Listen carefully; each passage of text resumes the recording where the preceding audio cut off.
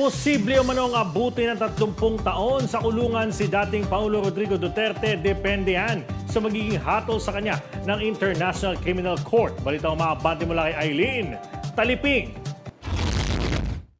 30 taong pagkabilanggo ang katapat na parusa ng kasong Crimes Against Humanity na isinampa laban kay dating Pangulong Rodrigo Duterte kung mapatunayan ito sa korte. Ito ang inihayag ni Palace Press Officer Attorney Claire Castro sa press briefing sa Malacanang matapos maaresto ang dating Pangulo at dalhin sa The Netherlands.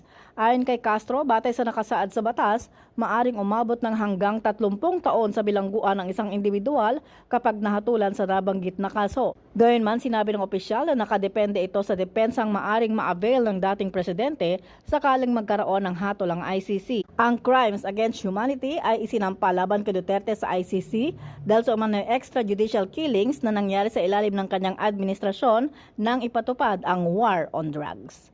Ako si Eileen Taliping ng Abante Radyo. Ito ang balitang mabilis, mabangis at walang mentis. Tinanggihan ng Korte Suprema ang agarang pagpapalabas ng Temporary Restraining Order o TRO para kina dating Pangulo Rodrigo Duterte at Senador Bato de la Rosa. Ayon sa Supreme Court, hindi napatunayan ng mga naghain ng petisyon na may malinaw at matibay na dahilan para agad itong aprubahan. Samantala, inatasan ng Korte ang mga respondent na magsumite ng kanilang komento sa loob ng 10 araw matapos matanggap ang abiso.